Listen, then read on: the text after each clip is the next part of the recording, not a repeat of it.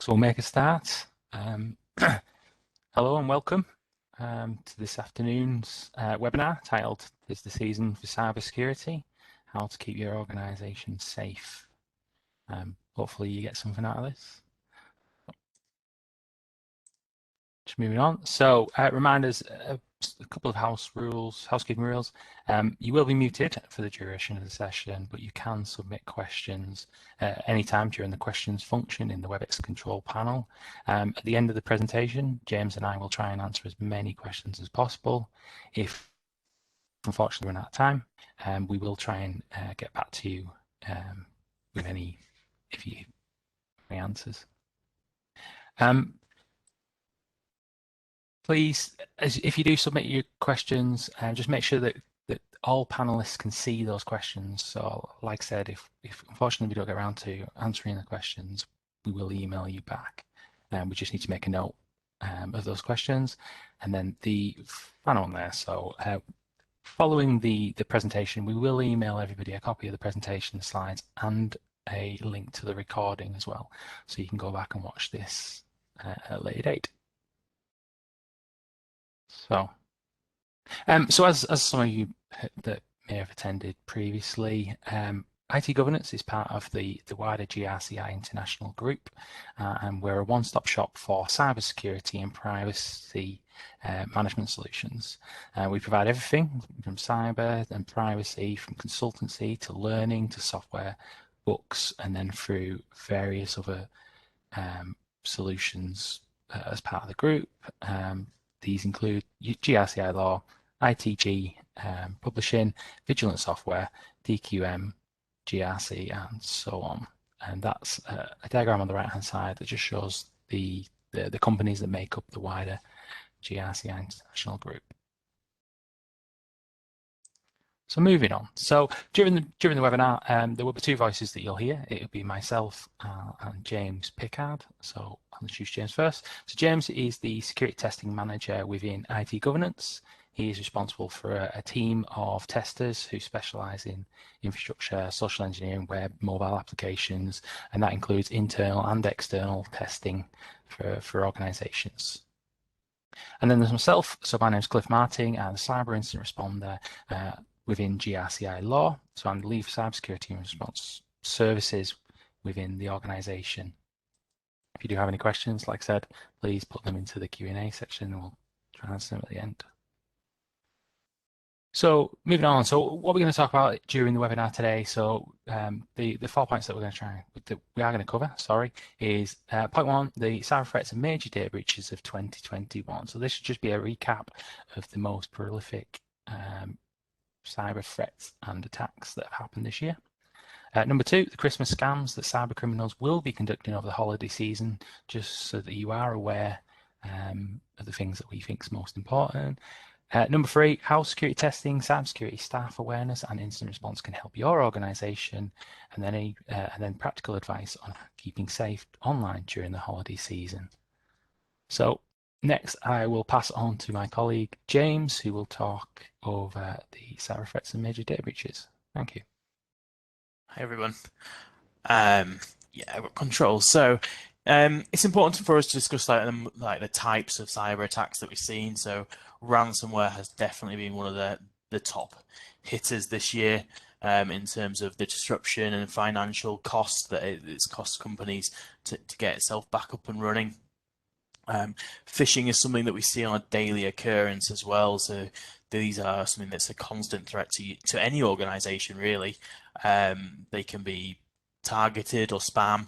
They don't really care who they're going to most of the time, unless you are under a target attack. Weak passwords is also something that keeps cropping up now and again. These can be weak or default credentials that are configured on devices or on remote access controls. Something that we've seen a little bit more of this year is malicious insiders and third parties playing their part in attacking organizations from a point of trust, and also 0 days. So vulnerabilities that are currently unknown to vendors that they can fix. These can be bought and often plagiarized in specialized attacks against high-profile clients with high rewards. Often people will spend a lot of time researching these vulnerabilities. Did save them up for major attacks, really. So myself and Cliff are both going to go through some data breaches examples from this year. These are some of the ones that have caught our attention. So I'm going to let Cliff start with the Irish one. Yeah, so as you remember, mid this year, the island's health service executive was hit by a ransomware attack. So this was the Conti Group. As you remember, during this time, in a similar um, example to WannaCry that you remember back in 2017, Ireland's healthcare service was critically hit with this ransomware that caused significant delays in a lot of the services they were trying to provide across the company. They're not still 100% back up and running to this day, but they are getting there very slowly. If you remember, this was a double extortion ransomware attack where the attackers had actually managed to get into the network and had exfiltrated sensitive information around their clients, and then they went to then encrypt their system so that it was unusable. Now, fortunately, the ransomware group, the Conti group in this example, provided the Highlands Healthcare executive with the decryption keys, but still demanded payment, or they would then go on to release the data. Okay, James? So JBS was the next one. They were hit by Reveal, which is one of the more prolific and profitable cyber security gangs that are out there at the moment. They basically had to pay because they couldn't get their systems up and running, from what we know, and they paid to the tune of $11 million, I believe. Yeah. Go on, Cliff. Sorry, James. Yes. So the next one, you remember just before the Islands Healthcare executive as well, there was the Colonial Pipeline that was hit again with a ransomware attack, and the DarkSide ransomware group that had managed to encrypt a lot of the systems. Now, as a result, the operations team decided that they would completely shut down operations, which caused significant delays and a lot of stress and distress within the US that caused a lot of issues, as you can remember.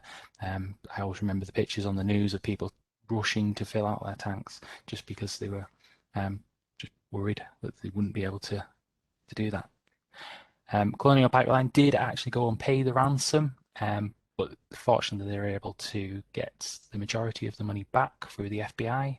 But as you remember, that did cause significant delays.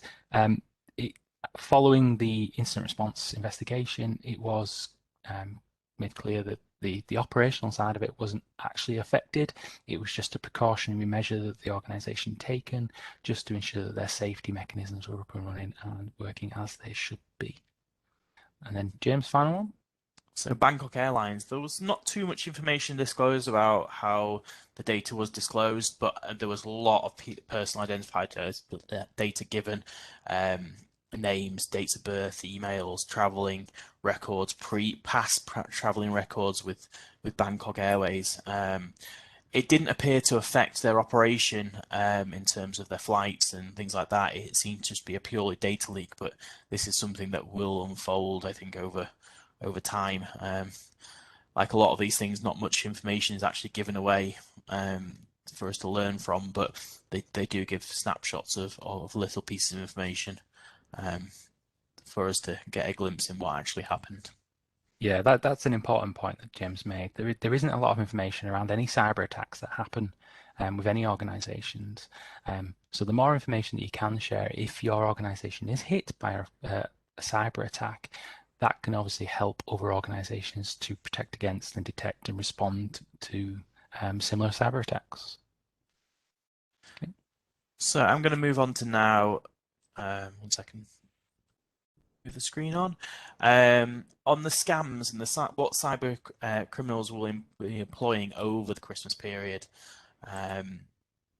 So I think it's really important that we understand why we are targeted at this time of year. And I'll go into some examples later on. But during the Christmas period, staffing levels are decreased. That can mean less people within a team, less people covering each other. It could potentially mean even higher workloads for some people if they're covering for other members of staff that are off. It's also colds and sickness bugs and everything is going around at this time of year, so people can be going off sick as well. Um, there's also like a reduced staff awareness. Everyone's getting into the holiday spirit. They're winding down for Christmas. They're not necessarily paying as much attention as they get to the last few days of work as they should. They want to be closing things down and not starting new projects and getting involved in other things. There's also a change in the physical presence. I know a lot of us are now working from home, um, but the physical presence on site is often decreased as well, and that can be due to staffing levels, but it also because we are all working from home or have the option to working from home, we're often working from different locations as well. We could be staying with relatives or friends and working during this period as well. So there is a decreased amount of physical presence. And also information disclosure. Companies want to sort of celebrate that they're having Christmas parties and showing that they have a good corporate environment and disclosing information around that they're having or having Christmas parties on social media and corporate blogs. They can also disclosing things like office closures, so we will not be open between Christmas and New Year. We'll get back to you on the 4th is often some information that attacker doesn't really need to know about necessarily. It's not something that they should be having access to.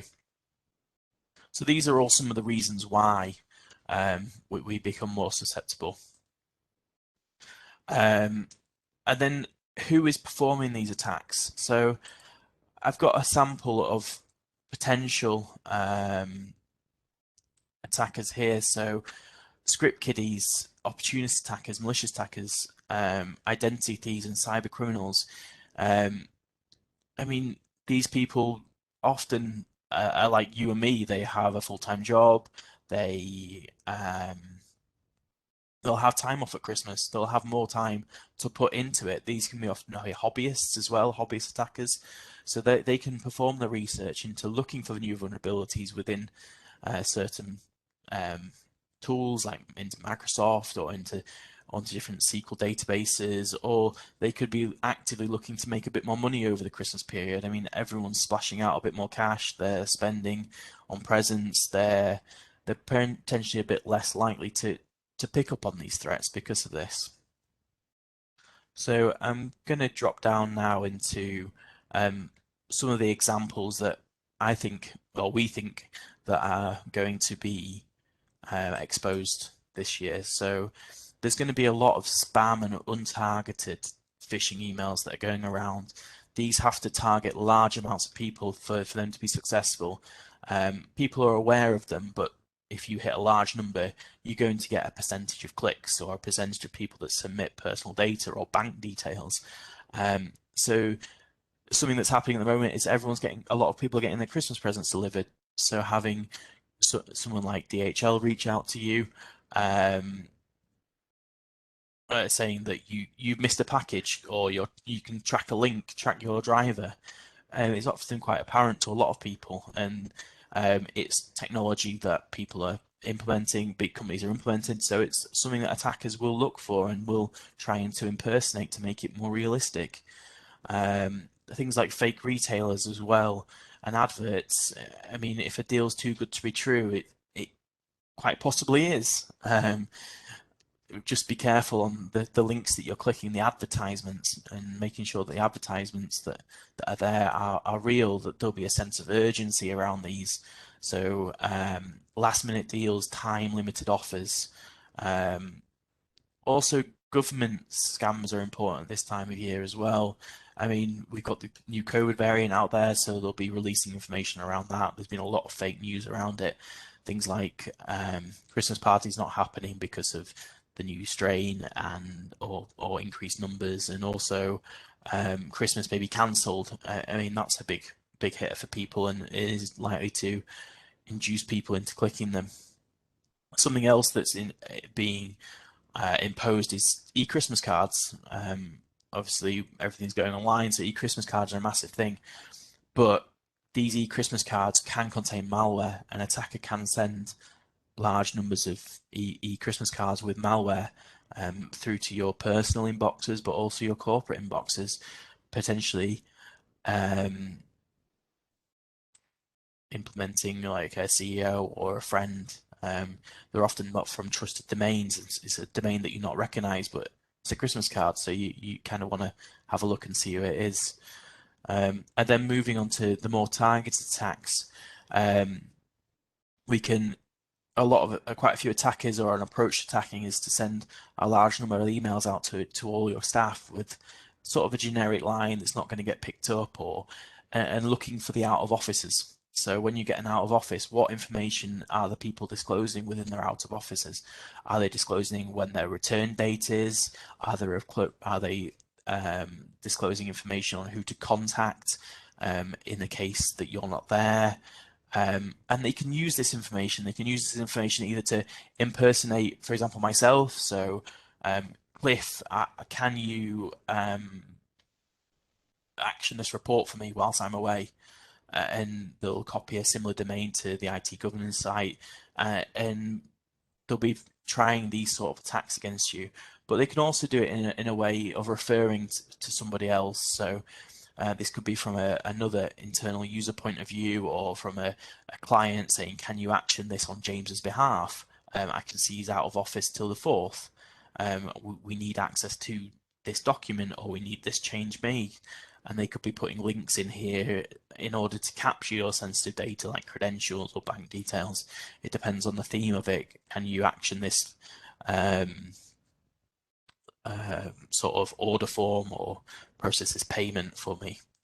Attackers, like, again, they'll use a sense of urgency that they need it now, or they need you to react quickly, because they don't want you to have the time to think and process that. They want you to be reactive to this. And also, there's going to be the impersonations, the standard ones that you'll see from impersonating Office or Amazon, in terms of malicious activities being spotted on your account, logins from various locations. Click here to see the next thing. This can be sent impersonating internal IT staff, or support users with a similar domain. So these are some of the things that will be tried against you. The other ones are obviously ransomware. Ransomware doesn't target just big, high-profile organizations. There's hundreds and hundreds of companies that have been attacked with ransomware that haven't hit the news, that either pay the fines or are able to recover quickly, that are not always talked about in the news. So it's important to protect, like, to do your cyber hygiene, to make sure you're on top of your patching policies, because even now on internal tests and some external tests, we're seeing patches that are out of date from 2017, which relate to the WannaCry outbreak, which affected the NHS. So it's really important that you guys are on top of these sort of issues. They can be also spread through like 0 days or weak and guessable passwords. All they need to do is get a foothold into the network to launch these sort of attacks. And just being aware of these. Other sort of things which could happen. These are going to be more targeted against against companies in particular. So this will be talking about sort of phishing attacks. So either impersonating banks or retailers, saying there's been a fraud, or even tech support from your IT, being like, your account's been compromised. Can you access your password? So these are all examples of different ways that they'll be potentially ringing you up. But they can also be looking for out of office responses, saying our office is closed for the next 5 days, because they can use that information in sort of physical attacks. So they can use these to access your or attempt to access your building when nobody's there, or there's limited security, or there's less people there. Things like having the dress code change over Christmas because people want to start wearing Christmas jumpers, making it easier for attackers to fit into their surroundings or fit in with your organization. A lot of people may be visiting the office during this period as well, sort of for a Christmas party, and you may have never seen these employees now. So wearing Christmas jumpers and coming to a Christmas event may symbolize may present this risk. Also, face-to-face enumeration, attending your Christmas parties, from identifying that you're at a pub or you're going out on your Christmas do and you're going for a meal at somewhere in your local town. Um, just coming along, having a pint next to you, starting a conversation, and then getting into asking too many questions about your organization, about your policies and procedures, um, may give them an extra foothold into the network to launch their initial attacks. I've also talked about insider threats and third parties. So having less staff and less people there makes it easier for third-party attacks or insider threats to happen, because there's less people there to take notice. There's less people there to detect and monitor potentially. So ensuring, if you've got a IT team and you're running on lower staff, then excuse me, and making sure that they have the right points of contact and things like that is important. Essentially, when you are doing these insider threats, they already have a foothold into the network, so making sure your internal security controls are there as well, to sort of look at this. Yeah, the only thing I'd add there as well, James, is not all insider threats are malicious. It could be an accidental issues that's been caused. Just somebody's dropped the ball a bit, done something that they shouldn't have, or tried to find an easier way of doing something. We do come across that, don't we, James, as well? Yeah, definitely.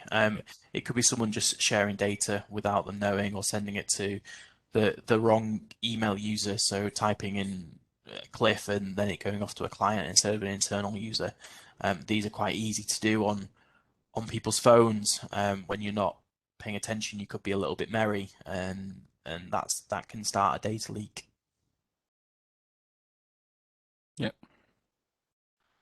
So now I'm going to pass back over to Cliff, and we're going to try and give you guys some practical advice on protecting against these threats that I've spoke about. Yeah, thanks for that, James. That was a lot of information, and I'm sure everybody on the call can relate to all those problems that you mentioned. Especially with the emails and the spoofing phone calls and the tech support, everything like that. So, as James said, we're just going to go through a couple of examples about keeping safe over the Christmas period, and the top 5 tips that we have to provide to you. So the first one is have a plan. So if your organization unfortunately does suffer a cybersecurity incident, have a plan, but then have a backup to that plan. So if you have roles and responsibilities where a certain individual in your organization is going to be called at 2 o'clock in the morning saying that something's happened in the organization, what if they don't answer the phone? Who else are you going to ring? Who are you going to call next? It's about having that clear plan in place that if something does go wrong, you are able to react quickly and solve the issue. The second one down is ensure that staff are aware of the dangers of phishing and disclosing too much information. Now, this could include things like your out-of-office messages, your social media, and just generally verbally. So if you are down the pub, you're having a good time, somebody's asking a lot of questions around the organization and the security controls that are in place, what sort of locks do you have? How many guards do you have? That sort of thing. You just need to be aware that that's the sort of techniques that attackers will use in order to gain information that then they can use to compromise an organization. Number 3 is ensure that staff log off and power off non-essential devices before leaving the Christmas break. Now, the more devices that you have logged on or that you have powered on during the break, then nobody is really using, and it would be obvious if an attacker was on there, by powering all those devices down or logging off or just making it unaccessible, you're reducing the organization's attack surface. So this means that attackers only have a small footprint that they can go after rather than the larger organization that might not necessarily be monitored. Number 4 there, so ensure that sensitive and confidential information documentation is out of sight. So this could include things, physical paper, folders, that sort of thing that you might have on the desk. Have a clean desk policy. Ensure that they are locked away, they're out of sight. So if anyone does happen to walk by the office or the building, or that they don't have sight of that, and it doesn't give them the opportunity to then go and discover that information that they wouldn't necessarily have during the year. And then the 5th one there, ensure that any security controls, defenses that you have in place that you're expecting to be working are actually working. These are key controls that you are expecting to work and that you do have a lot of dependency on. So when you're out of the office, it could be things like access control, physical lock stores and containers, protective monitoring.